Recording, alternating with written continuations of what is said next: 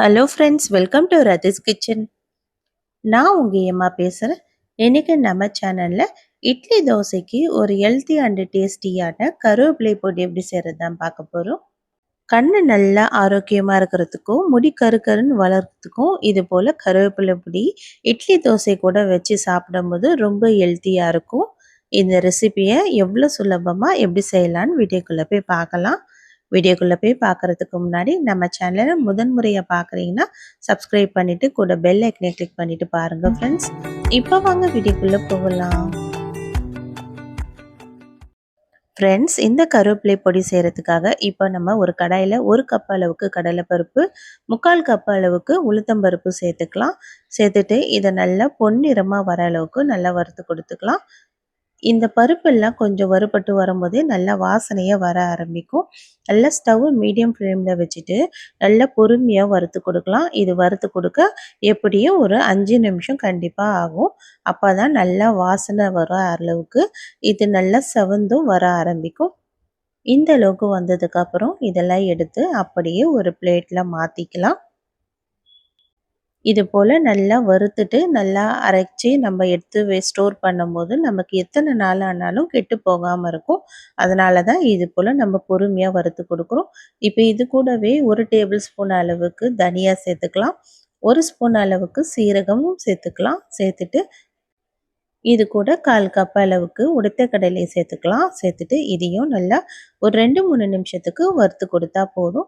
இதுவும் நல்லா கொஞ்சம் கலர் மாதிரி நல்லா வாசனை வர அளவுக்கு வறுத்து கொடுத்தா போதும்.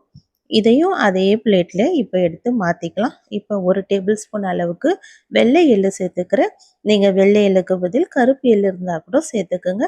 சேர்த்துட்டு இந்த எள் லைட்டாக பொரிஞ்சு வர ஆரம்பிக்கிறதுல இந்த சூடுலேயே இதையும் எடுத்து அதிலேயே சேர்த்துக்கலாம். இப்போ இதில் 10லேருந்து 15 வரமிளகாய் சேர்த்துக்கலாம். நீங்கள் காரம் அதிகமாக சேர்க்குறவங்களா இருந்தால் இன்னும் நீங்கள் அதிகமாக வரமிளகாய் சேர்த்துக்குங்க. இந்த அளவுக்கு மிளகாய் சேர்த்தோன்னா கரெக்டான அளவுக்கு காரம் இருக்கும். இப்போ அதையும் சேர்த்துட்டு நம்ம அதே பிளேட்டில் மாற்றிக்கலாம். இப்போ நல்லா தாராளமாக கருவேப்பிலை 2 கைப்பிடி எடுத்து இந்த கடாயில் சேர்த்துக்கலாம். கருவேப்பிலையை நல்லா தண்ணியில் அலசிட்டு நல்லா காத்தோட்டமாக நம்ம ஃபேன் காற்றுலேயே நல்லா ஆற விட்டுட்டு அதுக்கப்புறமா இதை அப்படியே நம்ம கடாயில் சேர்த்து வறுத்து கொடுத்துக்கலாம்.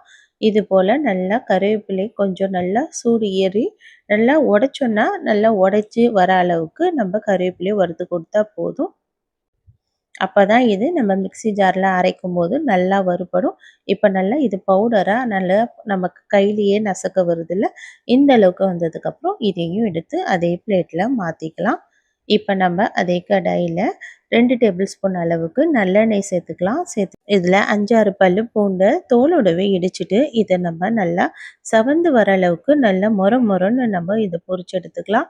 இந்த பூண்டு நல்லா பொரிஞ்சு வர நேரத்துலேயே நான் கெட்டி பெருங்காயம் ஒரு சின்ன துண்டு அளவுக்கு சேர்த்துக்கிறேன். இதையும் சேர்த்து நான் பொரிச்சு எடுத்துக்கிறேன்.